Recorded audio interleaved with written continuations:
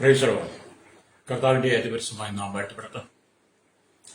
ഈ നല്ല സമയത്ത് ഓർത്ത് ദൈവത്തെ സ്തുതിക്കുകയും വാഴ്ത്തുകയും ചെയ്യുന്നു. വിവിധ സ്ഥലങ്ങളിൽ രാജ്യങ്ങളുമായിരുന്ന ദൈവത്തിന്റെ വചനം കേൾക്കുന്ന എല്ലാ പ്രിയപ്പെട്ടവർക്കും കർത്താവായ യേശുക്രിസ്തുവിന്റെ വലിയേറിയ നാമത്തിൽ എൻ്റെ സ്നേഹവന്ദനം.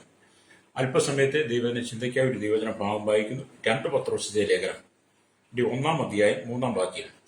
തന്റെ മഹത്വത്താലും വീര്യത്താലും നമ്മെ വിളിച്ചവന്റെ പരിജ്ഞാനത്താൽ അവന്റെ ദിവ്യശക്തി ജീവനും ഭക്തിക്കും വേണ്ടത് ഒക്കെയും നമുക്ക് ദാനം നൽകിയിരിക്കുന്നുവല്ലോ. വളരെ അനുഗ്രഹിക്കപ്പെട്ട നല്ല തിരുവഴുത്തിനായി ഞാൻ ദൈവത്തെ സ്തുതിക്കുന്നു. ഈ തിരുവഴുത്ത് ഭാഗം നമ്മൾ വായിക്കുമ്പോൾ 1-ാം വാക്യം തൊട്ട് വായിക്കുമ്പോൾ യേശുക്രിസ്തുവിന്റെ ദാസനായിരിക്കുന്ന പത്രോസ് അല്ലേ, പത്രോസ് പറയുന്നത് ശ്രേഷ്ഠകരമായ ക്രിസ്ത്യ ജീവിതം നയിക്കണമെങ്കിൽ കർത്താവായ യേശുക്രിസ്തുവിന്റെ പരിജ്ഞാനത്താൽ നിറയണം.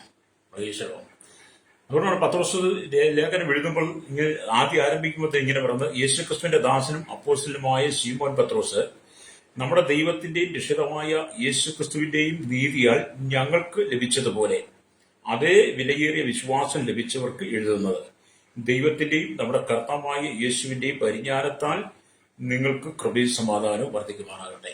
ദൈവികമായ പരിജ്ഞാനം നമ്മൾ വളരുക എന്നുള്ളതാണ് ഇവിടെ അപ്പോസ്തലൻ ഉദ്ദേശിക്കുന്നത്. എന്നിട്ടാണ് അപ്പോസ്തലൻ പറയുന്നത്, തന്റെ മഹത്വത്താലും വീര്യത്താലും നമ്മെ വിളിച്ചവന്റെ പരിജ്ഞാനത്താൽ അവന്റെ ദൈവശക്തിക്കും ജീവനും ഭക്തിക്കും വേണ്ടതൊക്കെയും ഹല്ലേലൂയ നമുക്ക് ദാനം നൽകിയിരിക്കുന്നു. ആര് ദാനം നൽകി? ദൈവം ദാനം നൽകി, യേശു. പ്രൈസ്. ഈ വചനഭാഗങ്ങൾ വായിക്കുമ്പോൾ നമുക്ക് കാണാൻ കഴിയുന്നത് അല്ലെ, പ്രധാന അപ്പോസ്തലനായിരിക്കുന്ന പത്രോസ് ദാസനായി സ്വയം താഴുകയാണ് ദൈവസന്നിധിയിൽ. ഹല്ലേലൂയ. അടിമ എന്ന അർത്ഥമുള്ള ദൂലോസ് എന്ന പദമാണ് ഇവിടെ ഗ്രീക്കിൽ ഉപയോഗിച്ചിരിക്കുന്നത്. ഹല്ലേലൂയ.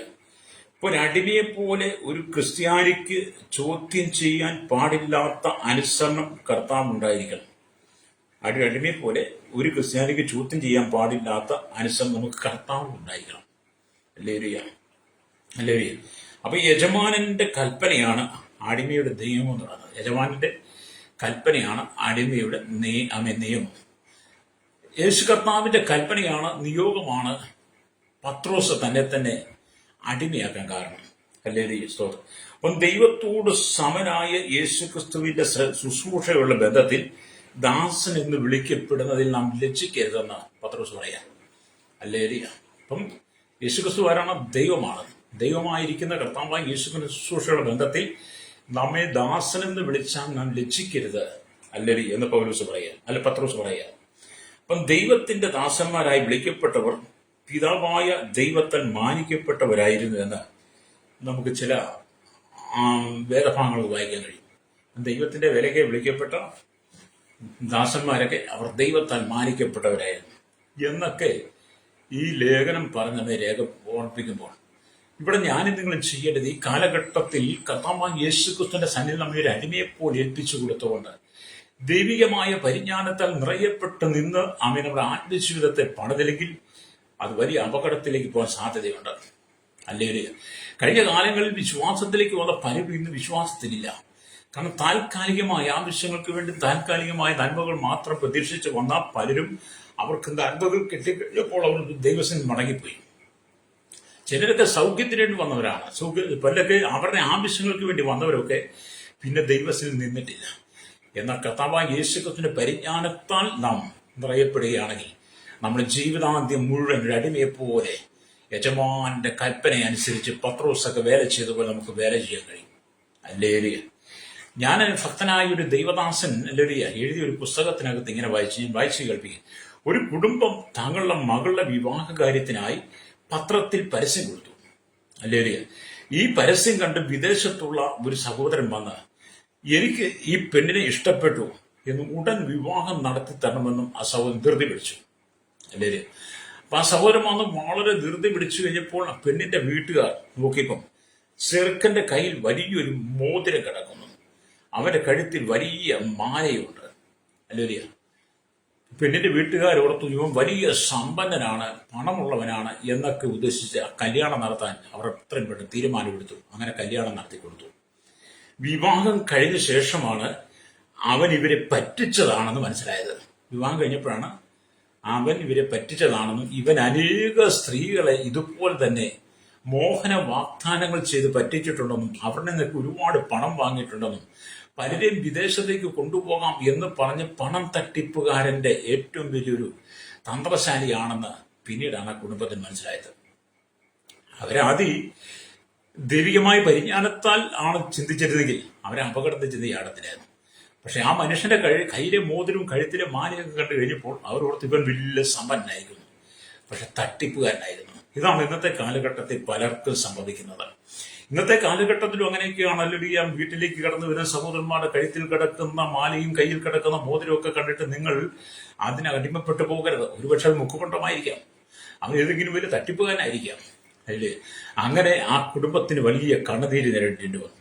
വിവാഹ കാര്യങ്ങളിൽ ദൈവ ഇഷ്ടം നമ്മൾ അറിയണം.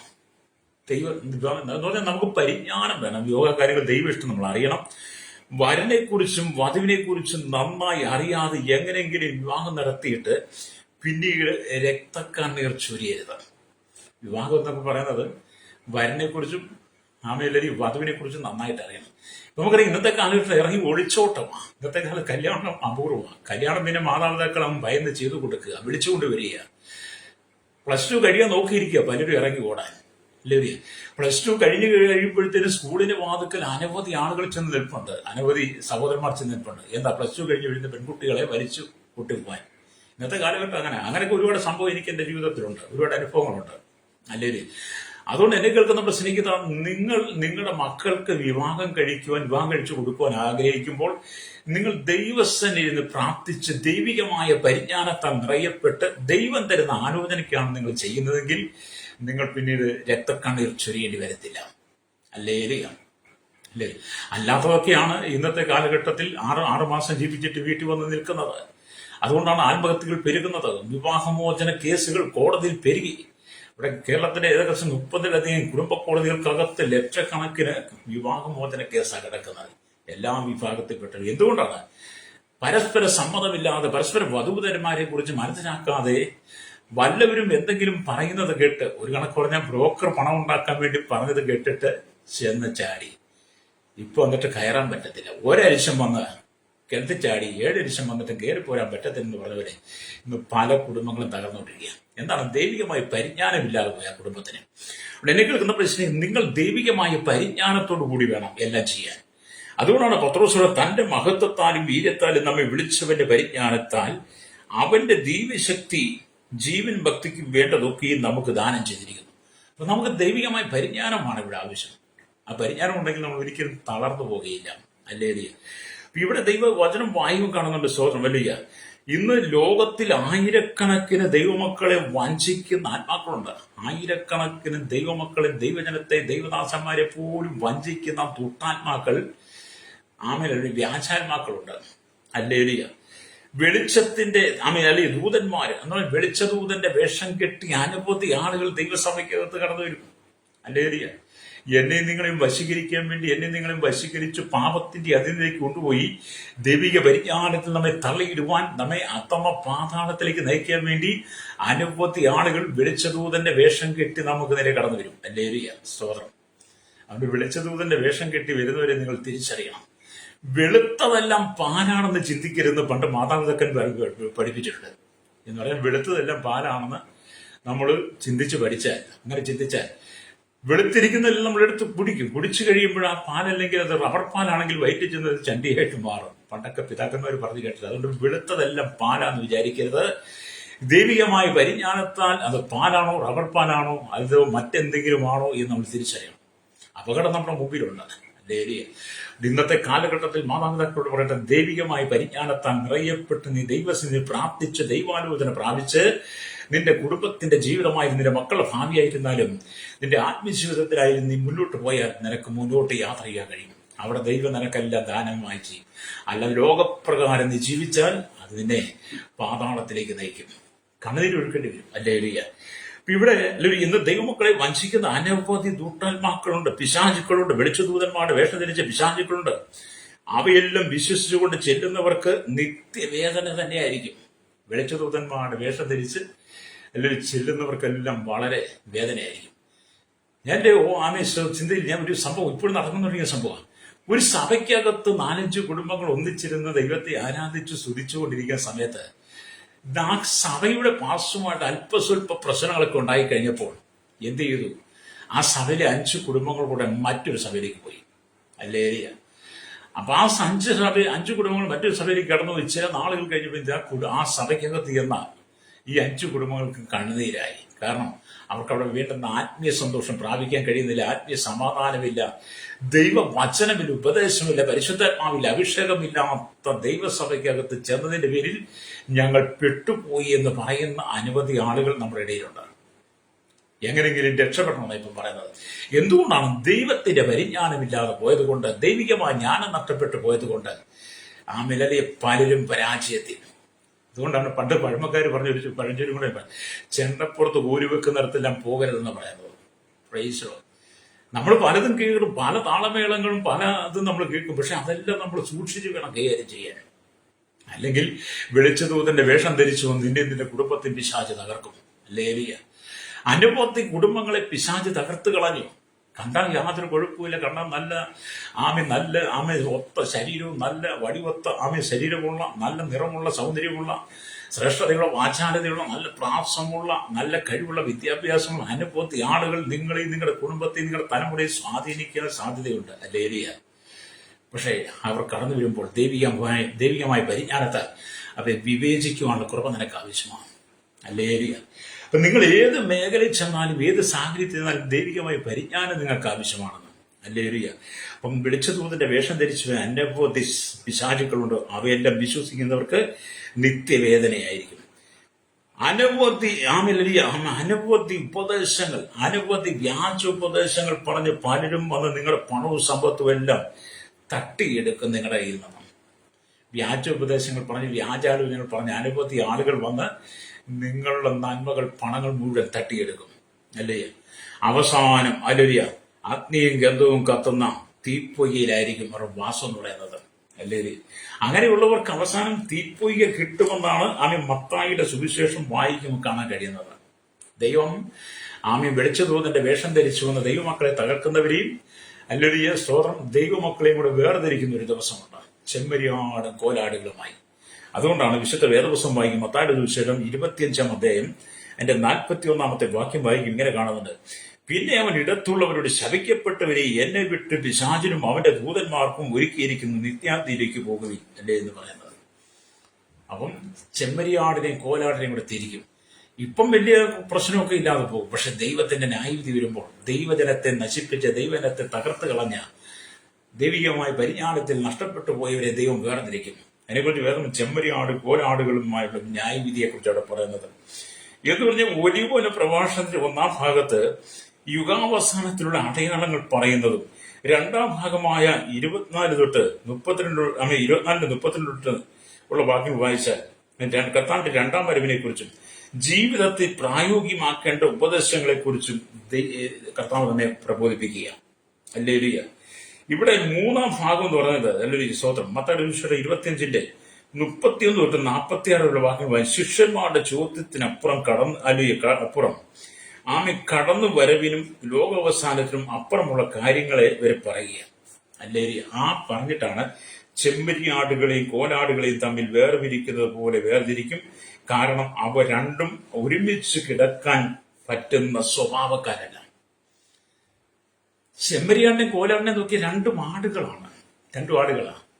പക്ഷെ അവർ രണ്ടുപേരും കൂടെ ഒരുമിച്ച് കിടക്കത്തില്ല. ഒരുമിച്ച് കിടക്കാൻ പറ്റുന്ന സ്വഭാവമില്ല. 2 പേർക്കും, 2 ആടുകൾക്കും, ചെമ്മരിയാടിനും കോലാടിനും 2 സ്വഭാവങ്ങളാണ്. അല്ലേ? 2 ആടുകളാണെങ്കിൽ 2 വർഗമാണ്. അല്ലേ? അവരുടെ സ്വഭാവം തമ്മിൽ ഒരിക്കലും ചേരത്തില്ല. അല്ലേ?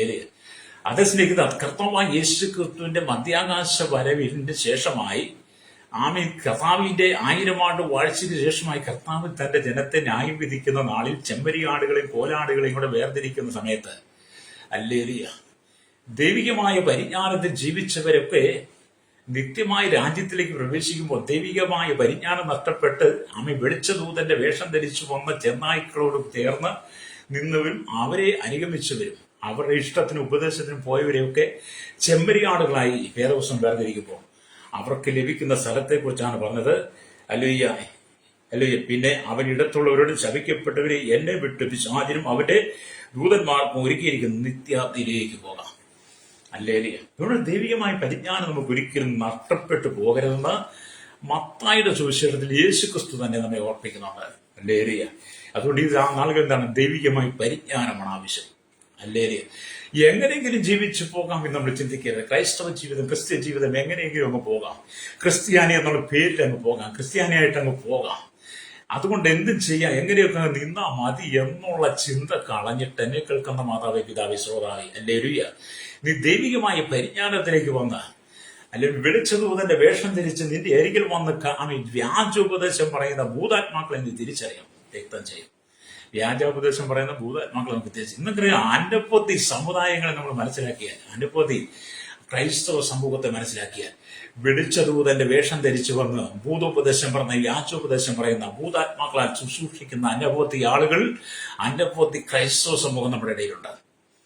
അങ്ങനെയുള്ളവരെ ദൈവം ന്യായവിധിക്കുമ്പോൾ ചെമ്മരിയാടും കോലാടുകളുമായി വേർതിരിക്കും. ചെമ്മരിയാടും കോലാടുകളുമായി വേർതിരിക്കും. ചെമ്മരിയാടുകൾക്കൊക്കെ ദൈവം ദൈവിക വചന ഉപദേശത്തിൽ നിന്നും ചെമ്മരിയാടുകളെ ദൈവം നിത്യമായ രാജ്യത്തിലേക്ക് പ്രവേശിക്കുമ്പോൾ വ്യാജോപദേശത്തിൽ, ഭൂതോപദേശത്തിൽ നിന്ന് വെളിച്ചദൂതന്റെ വേഷം ധരിച്ചു വന്നവരുടെ ഉപദേശങ്ങൾ വിധേയപ്പെട്ടു നിന്ന കോലാടുകളെ നിത്യമായ നരകത്തിലേക്ക് തള്ളിവിടും. പ്രവേശിക്കും.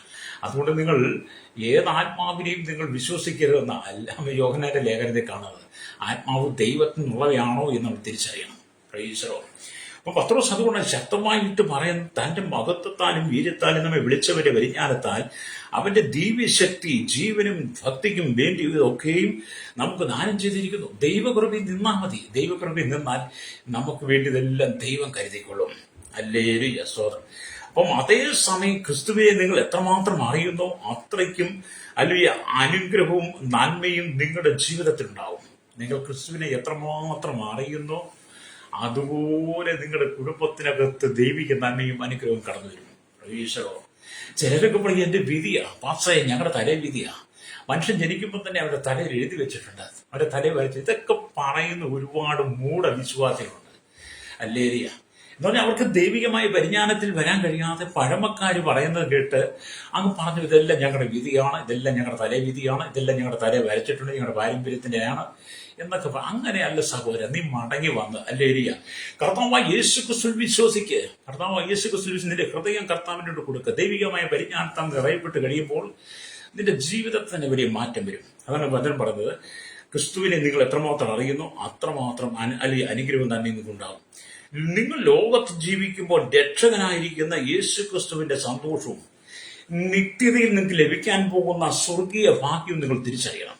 നിങ്ങൾ ലോകത്ത് ജീവിക്കുമ്പോൾ കർത്താവായ യേശു ക്രിസ്തു എന്ന് പറഞ്ഞ രക്ഷകനിലൂടെ നമുക്ക് ലഭിക്കുന്ന സന്തോഷവും നിത്യതയിൽ നിങ്ങൾക്ക് ലഭിക്കുന്ന ആ ദൈവികമായ ഭാഗ്യവും നിങ്ങൾ തിരിച്ചറിയണം. അപ്പം കർത്താവായ യേശു ക്രിസ്തുവിൽ വിശ്വസിക്കുന്നത് തന്നെ നിത്യജീവനാകുന്നു എന്ന് അല്ലെങ്കിൽ നമ്മൾ വേദപുസ്തകത്തിൽ വായിക്കാറുണ്ട്. അല്ലെങ്കിൽ സ്തോത്രം, വേദപുസ്തകത്തിൽ നമുക്ക് കാണാൻ കഴിയും. അല്ലെങ്കിൽ കർത്താവ് യേശു ക്രിസ്തുവിൽ വിശ്വസിക്കുന്നത് തന്നെ നിത്യജീവനാകുന്നുവെന്ന് യോഹന്നാന്റെ സുവിശേഷം വായിക്കാൻ കാണാൻ കഴിയുന്നത്. അത് കഴിഞ്ഞ ദിവസം ഞാൻ മാത്രം ഓർപ്പിച്ചു. യോഹന്നാന്റെ 17-ാം അധ്യായം അല്ലെങ്കിൽ 3-ാം വാക്യം വായിക്കും. ഏക സത്യ ദൈവമായ നിന്നെയും നീ അയച്ചിരിക്കുന്ന യേശു ക്രിസ്തുവിനെ അറിയുന്നത് തന്നെ നിത്യജീവനാകുന്നു. അല്ലേ? അപ്പൊ ഏകസത്യ ദൈവമായ ദൈവത്തെ അല്ലെങ്കിൽ നീ അയച്ച ക്രിസ്തുവിനെ അറിയുന്നത് തന്നെ നിത്യജീവനാകുന്നു പറയുമ്പോൾ ക്രിസ്തുവിനെ അറിയാത്തത് ആരുമില്ല.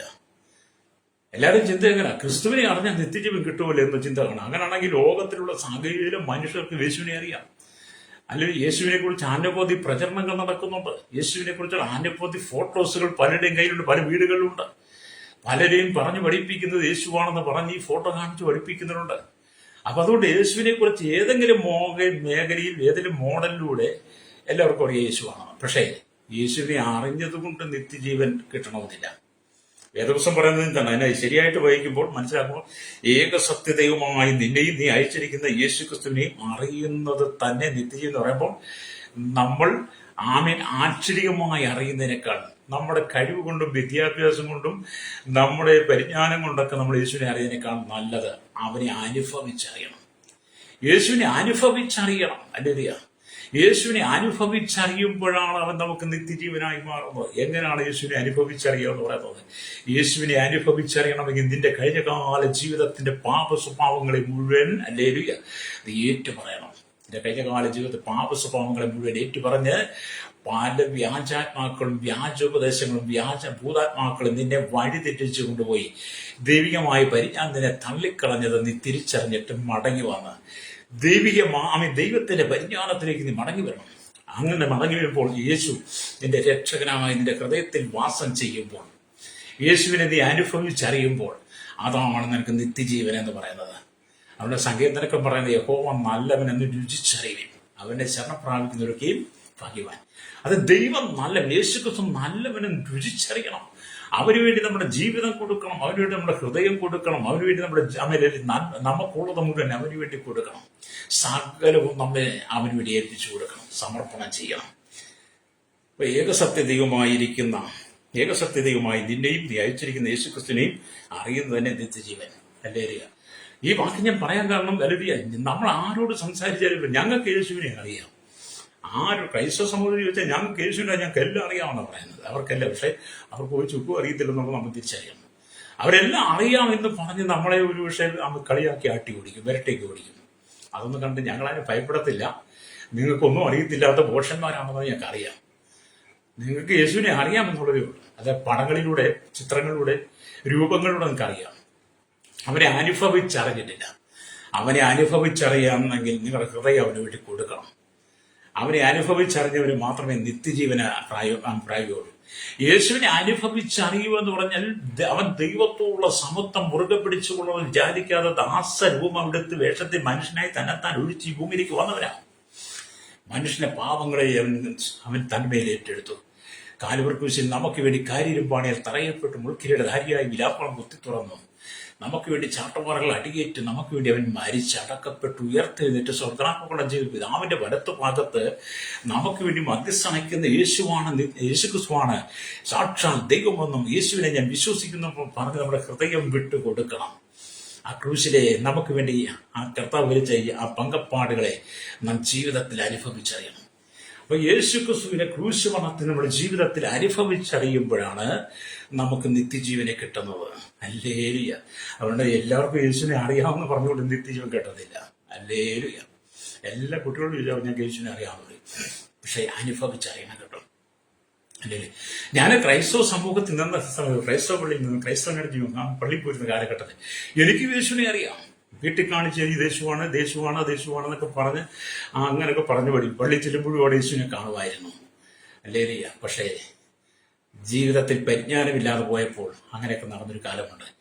എന്നാൽ വചനം പറയുന്ന പോലെ തന്റെ മഹത്വത്താലും വീര്യത്താലും നമ്മെ വിളിച്ചവന്റെ പരിജ്ഞാനത്താൽ അവന്റെ ദൈവശക്തി ആമേലിയ ജീവനും ഭക്തിക്കും വേണ്ടിയതൊക്കെയും ആമേ നമുക്ക് ദാനം ചെയ്തിരിക്കുന്നു പറഞ്ഞപ്പോൾ ദൈവികമായ പരിജ്ഞാനത്തിലേക്ക് വന്നപ്പോഴാണ് കാൽവരി ക്രൂശിൽ നമുക്ക് വേണ്ടി മരിച്ചടക്കപ്പെട്ടവനാണ് യഥാർത്ഥ ക്രിസ്തുവെന്നും ആ ക്രിസ്തുവിലെ മാത്രമാണ് നമുക്ക് നിത്യജീവനും രക്ഷയെന്ന് മനസ്സിലാക്കി കഴിഞ്ഞപ്പോഴാണ് യേശുവിന് വേണ്ടി പൂർണ്ണമായി ഹൃദയം വിട്ടുകൊടുത്തത്.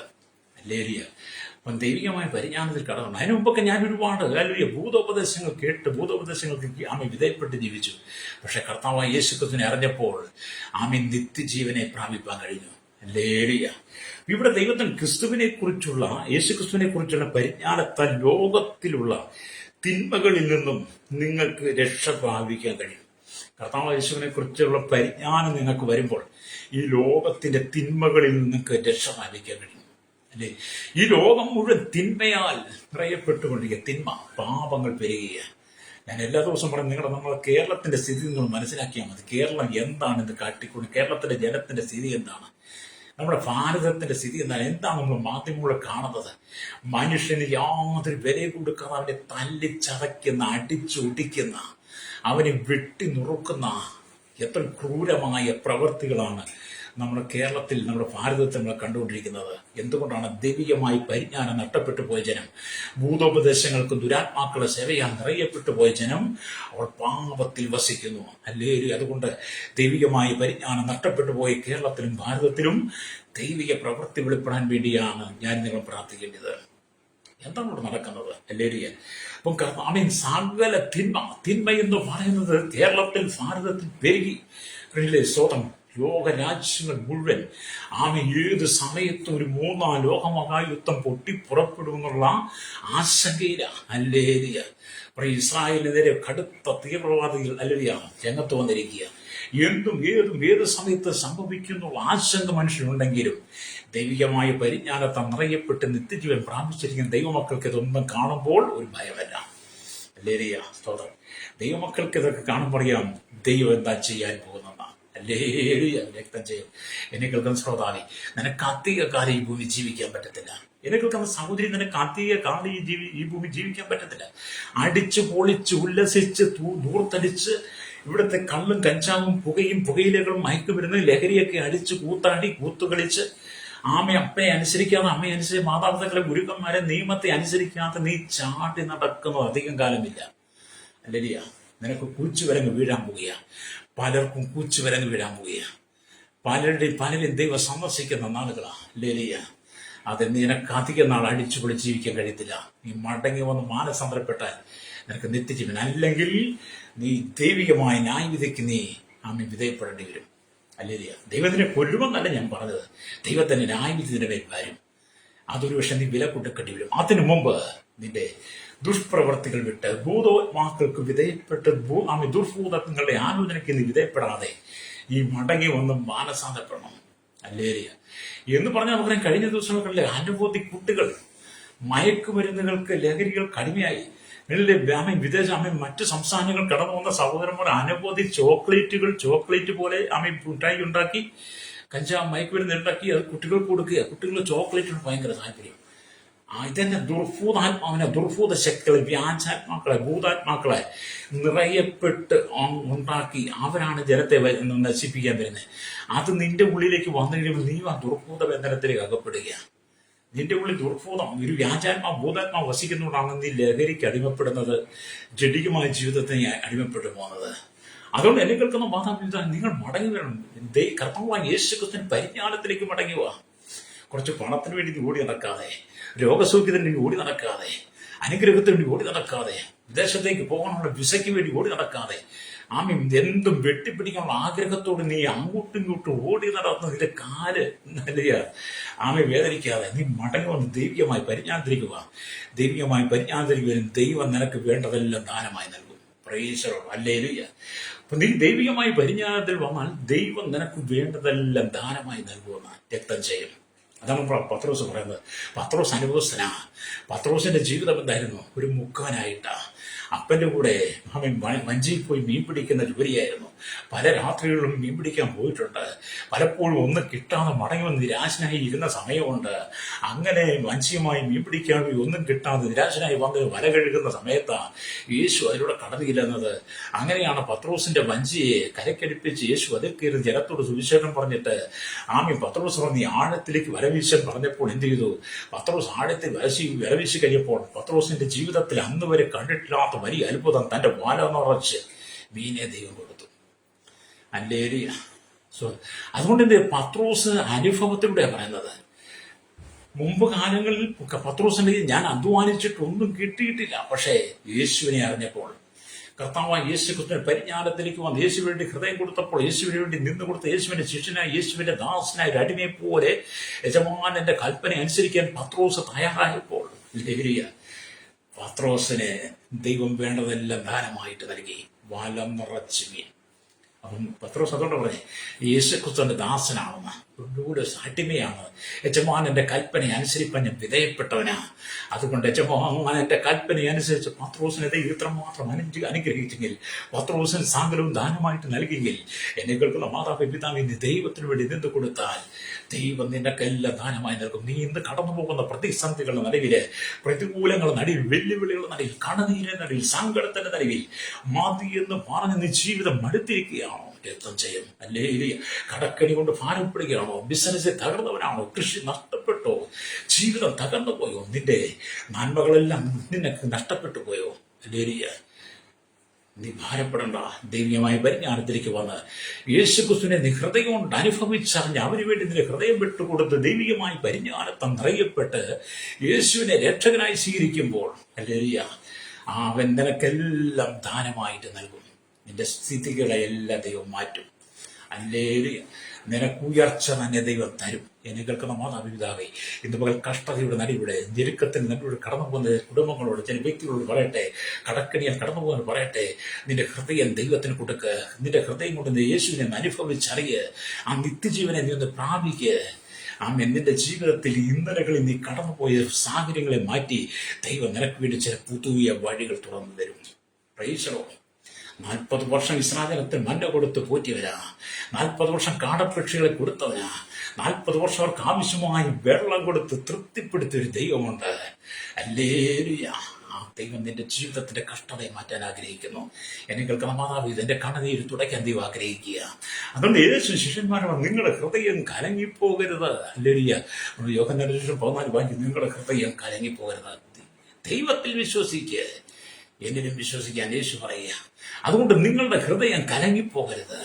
വളരെ ഭാരപ്പെട്ട് ഞെരുങ്ങി നാളെ എന്ത് ചെയ്യും, പ്രഭാതത്തിൽ എന്ത് ചെയ്യും, കടക്കാർ വരും, മക്കളെ സ്കൂളിൽ വിടണം, വണ്ടിക്കൂലി കൊടുക്കാൻ പൈസയില്ല. നിസ്സാരത്തെ കുട്ടികളെ സ്കൂളിൽ വിടുന്നതിന് ബസ് കൂലി കൊടുക്കാൻ പോലും പൈസയില്ലാതെ ഭാരപ്പെടുന്ന കുടുംബങ്ങളെ ഞാൻ കണ്ടിട്ടുണ്ട്. അല്ലേ, ചില മാതാപിതാക്കൾ പറഞ്ഞിട്ടുണ്ട്, പാസ്റ്റേ ഒരാഴ്ച കുഞ്ഞുങ്ങളെ സ്കൂളിൽ പറഞ്ഞു വിട്ട് മടക്കി വേണം, അവർക്ക് എത്ര വണ്ടിക്കൂലി വേണം. അത് ഇതെല്ലാം അനുഭവിക്കുന്നതിനോട് മകൾക്കാൻ ദൈവത്തിന്റെ ആത്മാവ് പറയുന്ന ദൂത്, ദൈവികമായ പരിജ്ഞാനത്താൽ നിറയപ്പെട്ട് രക്ഷകനെ നിന്റെ ഹൃദയത്തിൽ സ്വീകരിക്കുക. ദൈവം നിനക്കും നിന്റെ മക്കൾക്കും വേണ്ടതെല്ലാം ദാനം ചെയ്യും. അല്ലേ, നിന്റെ കുടുംബത്തിന് വേണ്ടതെല്ലാം ദൈവം ദാനം ചെയ്യും. ദൈവം നിനക്ക് ദാനം ചെയ്താൽ അതൊരിക്കലും ആർക്കും അടയ്ക്കാൻ കഴിയത്തില്ല. അതെ, ദൈവം നിന്നെ അനുഗ്രഹിപ്പാൻ ആഗ്രഹിക്കുന്നു. അല്ലേ, വിശ്വസിക്കുന്ന ഇങ്ങനെ കരം അടിച്ച് ദൈവത്തെ സ്തുതിച്ചാട്ടെ. ഇന്ന് പകൽ ദൈവത്തിന്റെ ആത്മാവ് ചിലരോടൊക്കെ ശക്തമായ ദൂതുകളാണ് പറയുന്നത്. തകർന്നിരിക്കുന്ന ചില കുടുംബങ്ങളെ ദൈവാത്മാവ് ഓർപ്പിക്കുക. ജീവിതത്തിന്റെ ആശപ്പെടുന്ന ചില കുടുംബങ്ങളെ ദൈവാത്മാവ് ഓർപ്പിക്കുക. സാമ്പത്തികമായി ഞെരുങ്ങിയിരിക്കുന്ന മക്കളെ പഠിപ്പിക്കാൻ മാർഗമില്ലാതെ മക്കൾ ഭാവിയെക്കുറിച്ച് ഓർത്ത് വ്യാകുലപ്പെടുന്ന ചില മാതാപിതാക്കളെ ഞാൻ കാണുക. ചില ജീവിതം കൊണ്ട് ദൈവത്തിന്റെ ആത്മാവ് നിന്റെ സ്ഥിതിക്ക് ദൈവം മാറ്റം തരാൻ പോവുക. സാഹചര്യങ്ങളെ ദൈവം മാറ്റം തരാൻ പോവുക. അത് നിത്യജീവൻ നിന്റെ ഉള്ളിൽ പ്രാപിച്ചത് കൊണ്ട്, ദൈവമായി പരിജ്ഞാനത്താൽ നിറയപ്പെട്ട് നിൽക്കുന്നത് കൊണ്ടും അവനെ അനുഭവിച്ചറിയുന്നത് കൊണ്ടും നിന്റെ സ്ഥിതിയെ ദൈവം മാറ്റിത്തരാൻ പോവുക. രക്തം ചെയ്യും. അതെ, ദൈവം നിനക്ക് ചിലതൊക്കെ ദാനം ചെയ്യാൻ പോകും. എന്നെ കേൾക്കുന്ന മാതാവേ, ദൈവം നിന്റെ മകൾക്ക് വേണ്ടി ചിലത് ദാനം ചെയ്യാൻ പോവുക. ദൈവം നിന്റെ മകന് വേണ്ടി ചിലത് ദാനം ചെയ്യാൻ പോവുക. നിന്റെ കുടുംബത്തിന് വേണ്ടി ചിലത് ദാനം ചെയ്യാൻ പോവുക. അല്ലേ, നാളുകളായി നീ പഠിച്ച് വിദ്യാഭ്യാസം പഠിച്ച് വിവിധ ട്രെയിനിങ്ങുകൾ കഴിഞ്ഞ് വിവിധ പരീക്ഷകളൊക്കെ എഴുതിയിട്ടും ഒരു മറുപടിയില്ലാതെ ഒരു ജോലിക്ക് വേണ്ടി പല വാതിലുകൾ മുട്ടി ഒരു എല്ലാ വഴി അടഞ്ഞു കിടക്കുമ്പോൾ ദൈവം ചിലത് നിനക്ക് ദാനം നൽകാൻ പോകും. നീ ആഗ്രഹിച്ചിരിക്കുന്നത് എന്താണോ അത് ദൈവം നിനക്ക് ദാനമായി നൽകാൻ പോവുക. നീ മോഹിച്ചതിനേക്കാളും നീ ആഗ്രഹിച്ചാൽ ശ്രേഷ്ഠമായതൊന്ന് ദൈവം നിനക്ക് തരാൻ പോവുക. വിശ്വസിക്കാൻ കരമടിച്ച് ദൈവത്തെ സ്തുതിച്ചാട്ട്. അത് കഴിഞ്ഞ കാലങ്ങളിൽ പഠിച്ച് വിദ്യാഭ്യാസ ബിരുദങ്ങൾ എടുത്തിട്ട് ഒരു ജോലിക്ക് വേണ്ടി കാത്തിരിക്കുന്നവരുണ്ട്. അവർക്ക് ദൈവം ചിലത് ചെയ്യാൻ പോവുകയാണ്. കഴിഞ്ഞ കാലങ്ങളായി മക്കളെ വിദേശത്ത് അയക്കാൻ വേണ്ടി കഷ്ടപ്പെടുന്ന ചില മാതാപിതാക്കളുണ്ട്. അവർക്കും ദൈവം ചിലത് ദാനമായി ചില വഴികൾ ദൈവം നമ്മൾ തുറക്കാൻ പോവുകയാണ്. അല്ലെങ്കിൽ കടക്കടി കൊണ്ട് ജീവിതം നടത്ത് മരിച്ചേക്കാം എന്ന് പറഞ്ഞ കുടുംബങ്ങളോട് ദൈവാത്മാവ് പറയുന്ന ദൂത്, അത് നിന്റെ പ്രശ്നങ്ങൾക്ക് ദൈവം ചിലത് ദാനമായി നൽകാൻ പോവുകയാണ്. ദൈവം തന്നാൽ എല്ലാം തീരുവ, ഒറ്റയടിക്ക് തീരും. പക്ഷെ നീ യേശുവിന് വേണ്ടി നിന്റെ ഹൃദയം കൊടുക്കണം. അല്ലേലിയ. ഇവിടെ ദൈവത്തിന്റെ വചനം വായിക്കാൻ കാണുന്നുണ്ട്. അപ്പം ക്രിസ്തുവിനെ കുറിച്ചുള്ള പരിജ്ഞാനത്തിൽ ലോകത്തിൽ നിന്നുള്ള തിന്മകളിൽ നിന്ന് രക്ഷിക്കപ്പെടണം. കർത്താവിന്റെ ദൈവികമായ സ്വഭാവങ്ങൾ നിങ്ങളുടെ ഉള്ളിൽ വളരണം. യേശുവിന്റെ സ്വഭാവങ്ങൾ, ദൈവികമായ സ്വഭാവങ്ങൾ നിങ്ങളുടെ ഉള്ളിൽ വളരണം. ദൈവത്തിന്റെ മനോഹരമായ വാഗ്ദത്തങ്ങളെ നിങ്ങൾ സ്വന്തമാക്കി നിങ്ങൾ ജീവിതത്തിൽ മുന്നോട്ട് പോകണം. ദൈവത്തിന്റെ മനോഹരമായ വാഗ്ദത്തങ്ങൾ എന്ത് ചെയ്യാം, നിങ്ങൾ ജീവിതത്തിൽ സ്വന്തമാക്കി നിങ്ങൾ മുന്നോട്ട് പോകണമെന്ന് ഹല്ലേലൂയ സ്തോത്രം പത്രോസ് ഓർപ്പിക്കുക. അതുകൊണ്ടാണ് നമ്മൾ വചനം വായിക്കാൻ കാണുന്നുണ്ട്. സ്തോത്രം ഹല്ലേലൂയ. വചനം വായിക്കാൻ കാണുന്നു. ഹല്ലേലൂയ സ്തോത്രം ഹല്ലേലൂയ സ്തോത്രം ഹല്ലേലൂയ. 2 പത്രോസിന്റെ ലേഖനമൊക്കെ വായിക്കുന്നൊക്കെ കാണാൻ കഴിയുന്നുണ്ട്. സ്തോത്രം 2 പത്രോസിന്റെ 2:20 വായിക്കുമ്പോൾ അവിടെ ഇങ്ങനെ എഴുതിയിരിക്കുന്നു. ഹല്ലേലൂയ സ്തോത്രം. ഇങ്ങനെ എഴുതിയിരിക്കുന്നു, കർത്താവും രക്ഷിതാവുമായ യേശുക്രിസ്തുവിന്റെ പരിജ്ഞാനത്താൽ ലോകത്തിന്റെ മാലിന്യം വിട്ട് ഓടിയവർ അതിൽ വീണ് കുടുങ്ങി തോറ്റുപോയാൽ അവരുടെ ഒടുവിലത്തെ സ്ഥിതി ആദ്യത്തെക്കാൾ അധികം വഷളായി പോകും. അല്ലേ, അപ്പൊ കർത്താവും രക്ഷിതമായ യേശുക്രിസ്തുവിന്റെ പരിജ്ഞാനത്താൽ, അല്ലേ, പരിജ്ഞാനത്താൽ ലോകത്തിന്റെ മാലിന്യം വിട്ട് ഓടിയവർ, അല്ലേ, വീണ്ടും അതിൽ കുടുങ്ങിപ്പോയാൽ അവരുടെ സ്ഥിതി മുമ്പത്തിലും വളരെ വഷളായി പോകുന്നതാണ് ദൈവജനം പറയുന്നത്. എന്ന് പറഞ്ഞ് രക്ഷപ്പെട്ടു വന്നവർ പുറംജാതികളും രക്ഷ പ്രാപിച്ചു വന്നവരായ എളിയ വിശ്വാസികളെ കള്ളപ്രവാചകന്മാരും ദുരുപദേശന്മാരും ഭൂതാത്മാക്കളും വ്യാജോപദേശന്മാരും കൂടെ വശീകരിച്ച് നിന്നെ വീണ്ടും പഴയ അനുഭവത്തിലേക്ക് കൊണ്ടുപോകാൻ ശ്രമിക്കുമ്പോൾ നീ അതിനകത്ത് വീണുപോയാൽ നിന്റെ സ്ഥിതി മുമ്പത്തേക്കാൾ വഷളായി പോകുന്നതാണ് ദൈവത്തിലെ ആത്മാവ് ഉറപ്പിക്കുന്നത്. അതുകൊണ്ട് ലോകപ്രകാരം കടന്നു വരുന്ന എല്ലാത്തിനും നീ ചിന്തിക്കാതെ ദൈവമായി പരിജ്ഞാനത്താൽ നിറയപ്പെടണമെന്ന് പത്രോസ് രേഖപ്പെടുത്തുക. വീണ്ടും പത്രോസ് പറയുമ്പോൾ കാണുന്നുണ്ട് സ്വാതന്ത്ര്യം 2 പത്രോസിന്റെ 3-ാം അധ്യായം അതിന്റെ 18-ാമത്തെ വാക്യം വായിക്കും കാണുന്നുണ്ട്. അവിടെ ഇങ്ങനെ എഴുതിയിരിക്കുന്നു, അല്ലേലൂയ, നമ്മുടെ കർത്താവും രക്ഷിതാവുമായ യേശു ക്രിസ്തുവിന്റെ പരിജ്ഞാനത്തിലും വളരുവിൻ, അവനെ എപ്പോഴും എന്നേക്കും. ആമേൻ. ഇവിടെ പത്രോസ് പറഞ്ഞ ദൈവികമായ പരിജ്ഞാനത്തിൽ വളരണമെന്നാണ്. ഹല്ലേലൂയ എന്ന് പറഞ്ഞാൽ എന്താണ്? പരിജ്ഞാനത്തിൽ വളരുമെന്ന് പറഞ്ഞാൽ സംശയാലുക്കളെ വീഴിക്കുവാനും ആത്മീയ സന്തുലിതാവസ്ഥ തകർക്കുവാനും അധർമ്മികളുടെ വഞ്ചനയ്ക്ക് കഴിയുമെന്ന് അവിടെ പറയുക. എന്ന് പറഞ്ഞാൽ സംശയങ്ങളെ നിങ്ങളുടെ ഉള്ളിൽ കൊണ്ടുവരുവാൻ, സംശയങ്ങളിൽ നിങ്ങളെ വീഴിക്കുവാൻ, ഹല്ലേലൂയ, ആത്മീയ സന്തുലിതാവസ്ഥ നിങ്ങളെ തകർക്കുവാൻ അധർമ്മികളുടെ വഞ്ചനയ്ക്ക് കഴിയുമെന്ന്. നാം അതിൽ വീണു പോകാതിരിക്കാൻ സത്യോപദേശത്തിൽ സ്ഥിരതയുള്ളവരും വിശ്വാസത്തിൽ ഉറപ്പുള്ളവരുമായിരിക്കണമെന്ന് പത്രോസ് പറയാം. അല്ലേ? അപ്പം അല്ലൂയ, നമ്മളെ വിശ്വാസത്തിൽ തകർത്ത് കളയുവാൻ, ആത്മജീവിതം തകർത്ത് കളയാൻ വേണ്ടിയിട്ട് പലരും രംഗത്ത് വരുമ്പോൾ അതിനകത്ത് നീ തകർന്നു പോകാതെ, അല്ലൂയ, സ്തോത്രം, അല്ലൂയ, സത്യോപദേശം സ്ഥിരതയോടെ നീ ദൈവരത്തിൽ ഉറപ്പോടെ നിൽക്കണം. ഹല്ലേലൂയ, സ്തോത്രം. അപ്പൊ ഇവിടെ നമുക്ക് കാണും, തോന്നിയതുപോലെ ജീവിക്കുവാനുള്ള ഉപദേശമായി ദൈവജനത്തെ കൂട്ടിക്കളയരുത്. തോന്നിയതുപോലെ ജീവിക്കുവാനുള്ള ഉപദേശമായി ദൈവജനത്തെ കാണരുത്. ഇന്നത്തെ കാലഘട്ടം അങ്ങനെ. ഞായറാഴ്ച ഒരു ദിവസം പള്ളി വരുമെന്ന്, ഞായറാഴ്ച ഒരു ദിവസം പള്ളി വന്ന് പകുതി സമയത്ത് ഉറങ്ങും, പകുതി സമയം മൊബൈൽ തോണ്ടിക്കളിക്കും. ഇന്നത്തെ കാലം പള്ളി വന്നാലും മൊബൈൽ തോണ്ടിക്കളിക്കുന്ന അത് ഈ പെന്തക്കോസ് പ്രസ്ഥാനത്തിൽ ഏറ്റവും കൂടുതൽ കേട്ടോ. കത്തോലിക്ക പള്ളി ചെന്ന് മൊബൈൽ കളിക്കാൻ അവർ സമ്മതിക്കത്തില്ലെന്ന് അവിടുത്തെ വിശ്വാസികൾ പറയുന്നത്. അവിടെ പുരോഗതി സമ്മതിക്കത്തില്ല. അമ്പലത്തിൽ ചെന്നവിടെ പൂജ ചെയ്യുന്നിടയ്ക്ക് മൊബൈൽ കളിക്കാൻ പൂജാരി തയ്യാറാകത്തില്ല. അവിടുത്തെ വിശ്വാസികളെ ഇവർ സമ്മതിക്കത്തില്ല. ഇസ്ലാമിക പള്ളി ചെന്ന് അവിടെ നിസ്കാര സമയത്ത്, ബാക്കി വിളിക്കുന്ന സമയത്ത് അവിടെ മൊബൈൽ കളിക്കാനും തോണ്ടിക്കളിക്കാനും അവർ സമ്മതിക്കത്തില്ല. പക്ഷെ പെന്തക്കോസ് പള്ളിയിൽ വന്നാൽ മൊബൈൽ തോണ്ടിക്കളിക്കും. പെന്തക്കോസ് പള്ളിയിൽ വന്നു കഴിഞ്ഞാൽ അല്ലെങ്കിൽ മൊബൈൽ തോണ്ടിക്കളിക്കാനും, മൊബൈൽ തോണ്ടിക്കളിച്ച് അതിൽ വർത്താനം പറയാൻ, മെസ്സേജ് അയക്കുവാനും ഒരു കൂട്ടം ഭൂതോപദേശത്താൽ നിറയപ്പെട്ട ഒരു സഭയ്ക്കകത്ത് നിറഞ്ഞു കഴിഞ്ഞു. ദൈവികമായ പരിജ്ഞാനം നഷ്ടപ്പെട്ടത് പലതും ദൈവസഭയ്ക്കകത്തുണ്ട്. ഇന്ന് നീ മാനസാന്തരപ്പെട്ടില്ലെങ്കിൽ ദൈവം നിന്നെ കോലാടുകളോടൊപ്പം ചേർത്ത് നിർത്തി ദൈവത്തെ ന്യായവിധിയിലേക്ക് ഇതിനെ അയക്കുമെന്ന്. അല്ലേലൂയ. അപ്പൊ സഭയ്ക്കകത്ത് വ്യാജ ഉപദേശം വരരുത്. അല്ലേലൂയ. എന്ന് പറഞ്ഞാൽ സ്വതം പെന്തക്കോസ് ജീവിതം എന്ന് പറഞ്ഞാൽ ക്രിസ്തീയ ജീവിതം, ബൈബിൾ ഉപദേശം, അതേത് പാപത്തിലേക്കും കൊണ്ടുപോകാൻ നീ തയ്യാറാകരുത്. എന്റെ സഭയ്ക്കകത്ത് മൊബൈൽ കളിച്ച് ഒരു സഹോദരനോട് മൊബൈൽ സ്ഥിരമായിട്ട് തോണ്ടി സിനിമകളും സീനറികളും കോമഡികളും കണ്ട് സഭായോഗത്തിന് ഇടയ്ക്കുക പല പ്രാവശ്യം താക്കീത് ചെയ്തിട്ടും അത് കേൾക്കാതെ വന്ന് കർശനമായി സഭ വിലക്കിയപ്പം അദ്ദേഹം ചീത്ത പറഞ്ഞ് എഴുന്നേറ്റ് പോയി. വളരെ ചീത്ത പറഞ്ഞ് തന്റെ മക്കളെ വിളിച്ചാകിപ്പോയി. അപ്പം വേറെ സഭയിൽ ചെന്ന് കൂടിയിട്ടുണ്ട്. അല്ലേലിയ ഇവിടെ ചെന്നവിടെ ചേർക്കുന്നവരുണ്ടെന്നേ, അവിടെ ചെന്നാൽ ചേർക്കുന്നവരുണ്ട്. അപ്പൊ ഈ ചിലരൊക്കെ എന്താണ് അല്ലുരിയ സ്തോത്രം, ദൈവിക ഉപദേശത്തെ പലരും അല്ലുരിയ അത് വിനിയോഗിക്കാതെ അതിനെ ദുർവിനിയോഗം ചെയ്യുക. അല്ലുരിയ ഇവിടെ ദൈവത്തിന്റെ വചനമായി കാണുന്നുണ്ട്. സ്തോത്രം. അല്ലുരിയ നമ്മൾ എന്ത് ചെയ്യണം? അല്ലുരിയ അതിന് കാരണഭൂതനായ കർത്താവിന് നമ്മുടെ സകല മഹത്വം വർദ്ധിപ്പിച്ചുകൊണ്ട് നമ്മൾ ദൈവത്തിൽ നിൽക്കണം. അല്ലേലൂയ. ഒരിക്കലും നമ്മുടെ ആത്മജീവിതത്തെ നമ്മൾ കെടുത്തിക്കളയരുത്. ദൈവമായ പരിജ്ഞാനം നിറയപ്പെടണമെന്ന് പത്രോസ് പറയുക. ജനങ്ങൾ ഇന്നും ക്രിസ്തുവിനെ അറിയേണ്ടത് വിധത്തിൽ അറിയുന്നില്ല. ജനങ്ങൾ ഇന്നും ക്രിസ്തുവിനെ അറിയേണ്ടതുപോലെ അറിയുന്നില്ല. ദൈവസഭയ്ക്കകത്ത് യഥാർത്ഥ ഉപദേശം കൊടുക്കുന്ന, യഥാർത്ഥമായി ദൈവജനം പ്രസംഗിക്കുന്ന ശുശ്രൂഷയ്ക്കകത്ത് ദൈവസാന്നിധ്യം വെളിപ്പെടുന്നില്ല. സഭയ്ക്കകത്ത് ഭിന്നത, കലക്കം എല്ലാം കടന്നുകൂടി. സഭയ്ക്കകത്ത് ഇന്നും പ്രശ്നങ്ങൾ, പ്രതിസന്ധികൾ. അത് ഈ സഭയ്ക്കകത്ത് മാത്രം, എല്ലാ സഭകളും. അതുകൊണ്ട് സഭയിലെങ്ങും ദൈവസാന്നിധ്യം വെളിപ്പെടുന്നില്ല. ജനത്തിന് മാനസാന്തരം വരുന്നില്ല.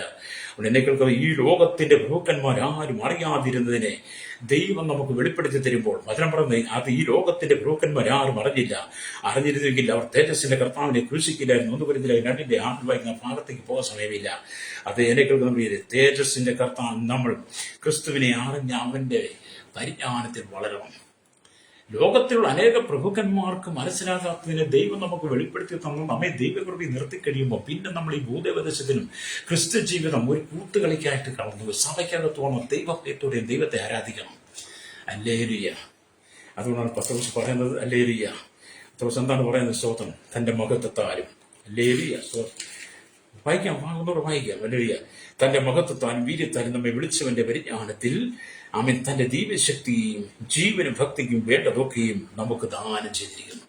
അത് ദൈവീയമായ പരിജ്ഞാനത്തിൽ ദൈവം നിനക്കെല്ലാം ദാനമായി തരും. നിന്റെ ജീവിതത്തിന്റെ കുടുംബത്തിനെല്ലാം കണ്ണുകളടച്ചാട്ട് നിനക്ക് വേണ്ടി പ്രാർത്ഥിക്കും. കഷ്ടതയുടെ തീച്ചുള്ള സങ്കടത്തിൽ കണ്ണുനീരിൽ കടന്നു പോകുന്ന ചില കുടുംബങ്ങളോട് ദൈവത്തിന് ആത്മാർക്ക് എന്നെ കർത്താവ് യേശു ക്രിസ്തുവിനെ അനുഭവിച്ചറിഞ്ഞുകൊണ്ട് അവന് വേണ്ടി ഹൃദയം കൊടുത്ത് വ്യാജാത്മാക്കളെ ഭൂതാത്മാക്കളുടെ ജീവിതത്തിൽ നിന്ന് നീ പുറത്തു വന്ന് ക്രിസ്തുവിന് വേണ്ടി നിൽക്കുന്നെങ്കിൽ ദൈവം നിന്റെ കുടുംബത്തിന് സ്ഥിതി മാറ്റും. പരിശുദ്ധ ഞങ്ങളുടെ നല്ല ദൈവമേ, സ്വർഗ്ഗീയ പിതാവേ, അനുഗ്രഹിക്കപ്പെട്ട നല്ല സമയത്തിനായി വചനം കേട്ടുകൊണ്ടിരിക്കുന്ന കേരളത്തിലെ 3.25 കോടി ജനങ്ങൾ തലമുറ നടത്തപ്പെടാത്ത അന്യസ്ഥാന തൊഴിലാളികൾക്കായി ഇന്ത്യയിലെ 21 സംസ്ഥാന 7 കേന്ദ്രങ്ങളായി അല്ലെങ്കിൽ 143 കോടിയിലധികം ജനത്തിനായി കർത്താവ് തലമുറകൾ എണ്ണത്തിൽപ്പെടാത്തവർ അമ്മയെ 7 ഭൂഘട്ടങ്ങളായി 800 കോടി ജനം എണ്ണത്തിൽപ്പെട്ട തലമുറകളെ ഓർക്കുന്നു. കർത്താവ് സകല ജനത്തിന് മാനസാന്തരം കൊടുക്കണം. Village panchayat municipality corporation taluk block ജില്ലാ ഭരണ മേധാവി സംസ്ഥാന രാഷ്ട്രങ്ങൾ ഭരിക്കുന്ന രാജകുമാർ രാജ്ഞിമാർ പ്രധാനമന്ത്രി പ്രസിഡന്റ് ഗവർണർ പട്ടാള മേധാവികൾ തങ്ങളുടെ ദ്വീപുകളെ ഭരിക്കുന്നവർക്ക് മാനസാന്തരം കൊടുക്കണമെന്ന് പ്രാർത്ഥിക്കുകയാണ്. എല്ലാവരും ട്രൈബൽ മേഖലയായിരിക്കും ജനത്തിനായി പ്രാർത്ഥിക്കുന്നു. കർത്താവിയുടെ കരസേന വ്യോമസേന നാവികസേനത്തി ആദിത്യകൾ കാക്കുന്ന BCR പിന്നീട് ക്രമസമ്പാദന ഭാരത നിയമ നിർമ്മാണ രംഗത്ത് നിൽക്കുന്നവർ കർത്താവിന്റെ വികസന പോലീസിന്റെ സെക്ഷനുകൾ ജുഡീഷ്യൽ വിഭാഗങ്ങൾക്കായി എക്സൈസ് ഫോറസ്റ്റ് വിഭാഗങ്ങൾക്കായി കർത്താവ് ഫയർഫോഴ്സ് വിഭാഗങ്ങൾ ജോലിയുന്നു. വിവിധ മേഖലകളിൽ കർത്താവ് ഗ്രാമിക്കുന്ന സകലം പുതുമായി ആരോഗ്യ സാമ്പത്തിക മേഖല മേഖലയായിരിക്കുന്ന എല്ലാ പ്രിയപ്പെട്ട ഞങ്ങളുടെ കരങ്ങളിൽ ഏൽപ്പിക്കുകയാണ്. കർത്താവ് ജനത്തിന് മാനസാന്തരം കൊടുക്കണമേ. പാവ വഴിയിട്ട് മടങ്ങി വരട്ടെ. അല്ലേലൂയ. കർത്താവ് ലോകത്തിന്റെ ഭൂതോപദേശങ്ങൾ ഹൃദയപ്പെട്ട് ജനം പാപത്തിലേക്ക് പോകാതെ ജനം മടങ്ങി വന്ന് ദൈവിക പരിജ്ഞാനത്താൽ ക്രിസ്തുവിനെ അനുഭവിച്ചിട്ടുണ്ടായി പ്രാർത്ഥിക്കുന്നു. കടലോരവാസികൾ തീരദേശങ്ങൾ പാർക്കുന്ന എല്ലാ മേഖലയിലുള്ളവരെയും മത്സ്യത്തിന് ആഴക്കടലിൽ പോയിരിക്കുന്നവർക്ക് കർത്താവ് കടലിലും കരയിലും ആകാശമാർഗം വാഹനോടി യാത്ര ചെയ്യുന്ന സെയിൽസ് ചെയ്യുന്നവർക്കായി എല്ലാ കൺസ്യൂമർക്കാരും മോട്ടോറിക്കാരും യൂണിയനകത്ത് എല്ലാ ടാക്സി ഡ്രൈവേഴ്സിനെ ദൈവങ്ങൾ ഏൽപ്പിക്കുന്നു. അല്ലെങ്കിൽ സ്വതന്ത്ര കർത്താവ് പാടത്തും പറമ്പിലും കോറിയിലും പണിയെടുക്കും കല്ലിയോടും മണ്ണോടും തടിയോടും വേർപ്പൊടിക്ക് കരയാത്തുവാനും ചെയ്യുന്ന ജീവിതങ്ങളെ ദൈവങ്ങൾ ഏൽപ്പിച്ച് പ്രാർത്ഥിക്കുന്നവർക്കെല്ലാം കർത്താവ് മാനസാന്തരം കൊടുക്കണമേ പ്രാർത്ഥിക്കുന്നു. അമ്മയെ കർത്താവ് കരികളും കമ്പനി ഫാക്ടറി വെച്ച് ജോലിക്കുന്നവർ കടലോരവാസികൾ തീരദേശവാസികൾ വരും ചെറുതുമായ എല്ലാ വ്യാപാരി വ്യവസായം വഴിയോടെ കച്ചവടക്കാരെ എല്ലാം ദൈവം അനുഗ്രഹിക്കണമായി ദൈവങ്ങൾ ഏൽപ്പിച്ച് പ്രാർത്ഥിക്കുന്നു. കർത്താവ് സ്ഥിരമേൽ കർഷകർ ജോലിക്കുന്നവർ ആമി എല്ലാ മേലുമായിരിക്കും ജനത്തിനെ പ്രാർത്ഥിക്കുന്ന കർത്താവ് ആമി കർത്താവ് മത സാമൂഹിക സംസ്കാര രംഗത്ത് മാധ്യമ മീഡിയ രംഗം സയന്റിസ്റ്റ് എഞ്ചിനീയർമാർ എല്ലാ ഭരണദേശ പാർട്ടികൾക്കും കർത്താവ് എല്ലാ സാമുദായിക മേലാൾമാർക്കും മാനസാന്തരം കൊടുക്കുവാൻ ദൈവങ്ങൾ ഏൽപ്പിക്കേണ്ട തലമുറയ്ക്ക് വേണ്ടി പ്രാർത്ഥിക്കും. പാപത്തിന് വേണ്ടി യാത്ര അനവധി തലമുറ നഷ്ടപ്പെടുമ്പോൾ ദൈവികമായ പരിജ്ഞാനത്തിൽ കടന്നു കഴിഞ്ഞ് യേശുവിന്റെ കരങ്ങൾ ഏൽപ്പിക്കുകയാണ്. മദ്യപാനത്തിൽ വെറുപ്പത്തിൽ വിചാര പരസ്യം അശുദ്ധി വീണാലും നഷ്ടപ്പെട്ട തലമുറയെ വിടിവിക്കണമേ. മദ്യരോഗികളെ മയക്കുരോഗികളെ ബീവറേജ് ഉടമകളെ ബാർ ഉടമകളെ കൽഷാപ്പുടം സന്ദർശിപ്പാൻ ഈ കഷ്ടമാരെ ദൈവം തുടച്ചു മാറ്റാനായി ആ മേഖലയിൽ ജനം വിടിവിക്കപ്പെടുവാൻ ഞങ്ങൾ ദൈവങ്ങൾ ഏൽപ്പിച്ച് പ്രാർത്ഥിക്കുകയാണ്. സകലത്തിൽ വീരങ്ങളും മഹത്വം വെളിപ്പെടുന്നവേ.